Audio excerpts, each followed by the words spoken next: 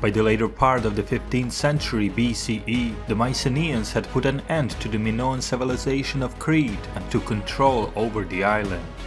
The sons of Achaia were now masters of the Aegean Sea. Soon enough, they continued their expansion into Asia Minor.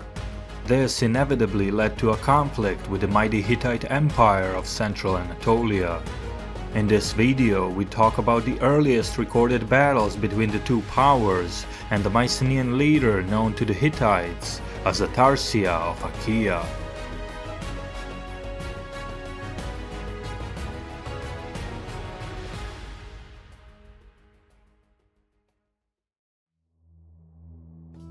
The Mycenaean takeover of Crete saw them emerge as the new hegemonic power in the Aegean in the 15th century. Likewise, the Aegean outposts of the Minoans were now taken by the Achaeans, including the city of Miletus, which provided them with a foothold in Asia Minor. There, a confederation called Assuwa had been formed to oppose the expansion of the Hittites. Despite likely being backed by the Mycenaeans, Assuans were ultimately defeated by King Tudhalia of Hatti and their coalition broken up into several pieces, many of them becoming Hittite vassals. It is at this time, towards the end of the 15th century, that the Hittite sources record a Mycenaean leader called Attarsiya of Ahhiya. Attarsiya or Attarsias is simply described as a man of Ahhiya. When it comes to the Mycenaean records, the Linear B tablets hardly ever recorded names of their leaders, as they generally only dealt with the administrative matters of the palaces and not much else. Hittite descriptions make it unclear whether Attarsias was an actual Mycenaean ruler, a military general, or perhaps a Mycenaean governor at Miletus. His military activity in Asia Minor and constant naval presence in Eastern Mediterranean make it unlikely that he was an actual Mycenaean Wanax, but rather a high-ranking military leader or perhaps a member of the royal family. Whatever the case may be, his base of operations was in Miletus, a major seaport and a chief Mycenaean stronghold in Asia. The neighboring kingdom of Arzawa was an ally and historically a firm opponent of the Hittite expansion in the region. To the south was a rather neutral region of Luca or Lucia. According to the Hittite sources, Attarsias' original campaign was against a Lycian ruler named Madduwatta. The reason behind this conflict was not stated, although it appears clear that Lycia was outside of the Hittite sphere of influence at the time. The Mycenaean force reportedly invaded Madduwatta's territory and chased him out of his own land. The deposed ruler attempted to station himself somewhere in the direction of the Hittite-controlled territories, but was further chased by the Mycenaean army. Attarsiya was out for Madduwatta's head. Madduwatta kept retreating towards the land of Hatti and was eventually taken into protection by King Tudhalia outside of the reach of the Mycenaean force. Attarsias concluded his expedition, having expelled an undesirable ruler from Luca, which was now left under likely Mycenaean influence. Tudhalia in turn had Madduwatta swear allegiance to the Hittites and offered him to occupy and rule the land of Mount Hariati, an area reportedly located next to Hatti. After refusing this initial offer, Madduwatta was offered Mount Zippasla, which he accepted. Although the exact location of Zippasla is not known for certain, it was positioned somewhere further away from the Hittite lands and towards the borders of Arzawa. Madduwatta was now a Hittite vassal. Although the king of Arzawa, Kupanta Kurunta, was explicitly stated as the enemy of the Hittites, Madduwatta was not permitted to make any military or diplomatic moves on his own without the Hittite permission. Attarsias himself was now perhaps considered the main Hittite adversary in Asia Minor, and Tudhalia looked to create a strong buffer to contain Mycenaean expansion beyond Luca and Arzawa. However, for whatever reason, Madduwatta was not a loyal Hittite servant, but looked to further his own power and influence. He seized smaller territories and reportedly mobilized all his troops. He marched on Arzawa with his army, and he did so without the Hittite permission. He was soon to pay for such plunder. Arzawa was a powerful regional state, and Kupanta Kurunta marched out with his own army, meeting the invaders at the field of battle. Madduwatta's force was completely annihilated, him being able to barely escape with just a few of his companions. Kupanta pressed forward and entered Zippasla territory.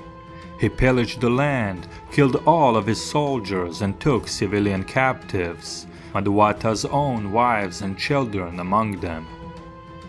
It is at this point that the Hittites intervened, sending an expeditionary force to battle the Arzawans. The Hittites were reportedly able to defeat Arzawa at the city of Salawassa, forcing Kupanta Kurunta to retreat and retrieving Madduwatta's family. He was then reinstalled as the ruler of Zippasla, after which the Hittites returned to their territory. However, this open Hittite intervention against a Mycenaean ally was not acceptable for Attarsias. It was clear that Ahhiya and Hatti were on the inevitable path of direct military conflict. Attarsias raised his chariots and infantry and decided to march on Zippasla himself. The Hittites in turn raised an army of their own under General Kisnapili, who was dispatched towards Zippasla to confront the Mycenaeans. In the meantime, Madduwatta did not even attempt to resist the Mycenaean army, instead opting to retreat before Attarsias' force. Attarsias' army reportedly consisted of 100 chariots and several thousand infantry. The Hittite force was likely around that number as well. The result of the battle was seemingly inconclusive. The Hittites reported that one of Attarsias' officers was killed, but also that one of the high-ranking Hittites, Zidanza, fell in battle as well. Ultimately, Attarsias was not able to outright conquer Zippasla and decided to turn away. Likewise, Kisnapili did not pursue the Mycenaeans either, instead just reinstalling Madduwatta in Zippasla once more. It does seem, however, that the Hittites kept some nearby military presence this time. It appears that around this time the Mycenaeans had switched their strategy against the Hatti. Madduwatta was becoming an increasingly unreliable vassal of the Hittites, and that was something to be exploited. Most likely with the Mycenaean backing, the Lycian cities Talawa and Hinduwa declare war on the Hittites at some time around or slightly after 1400 BCE. Kisnapili and Madduwatta soon devised a plan to invade and put Lycia under the Hittites' sway. Madduwatta proposed for his army to attack and distract Talawa, while the Hittite general would march on Hinduwa, presumably the more powerful of the two entities. Kisnapili agreed, and thus the two forces marched separately into the Luca lands. However, instead of attacking Talawa, Madduwatta wrote to the city leaders, warning them of Kisnapili's attack on Hinduwa and revealing Hittite movements.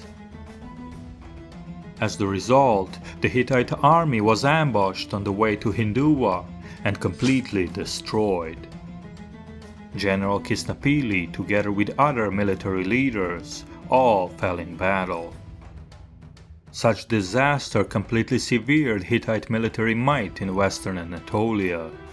Hatti were no longer able to launch major expeditions so far to their west, resulting in a weakening of their authority and influence in the region. Instead, the new Hittite king Arnuwanda engaged in a series of complaints and accusations against Madduwatta, but without any concrete military action. These accusations were compiled in a document known as the Indictment of Madduwatta. From that, we learned that Madduwatta made an informal alliance with his old enemies, Attarsiya and Kurunta. Mycenaean shift in relations when it comes to Madduwatta is evident. He was allowed to exercise influence in Lucca and even married his daughter to the king of Arzawa. Furthermore, he conquered several surrounding regions, including Hittite vassals and tribunaries, and added them into his own realm. As for Attarsiya, he was now possibly de facto the most powerful factor in western Anatolia. Seeing that the Hittites were not able to do much but complain about Madduwatta's transgressions, it was time for yet another military campaign. Attarsiya, together with his nearby ally, the ruler of Pegaia, reportedly launched several raiding expeditions against the kingdom of Ahhiya on Cyprus. It is here that Madduwatta decided to join the Mycenaean expeditions and himself took part in the attacks.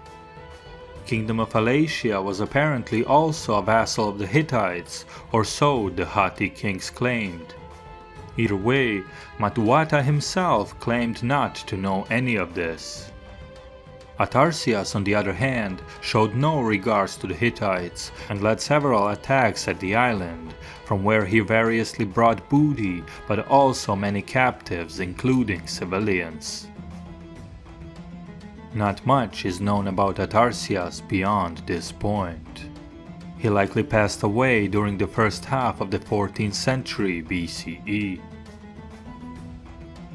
The Hittite Empire was left in a very weakened position and would not recover for almost half a century. Mycenaeans, on the other hand, asserted themselves as a power player in both Western Asia Minor and the Eastern Mediterranean.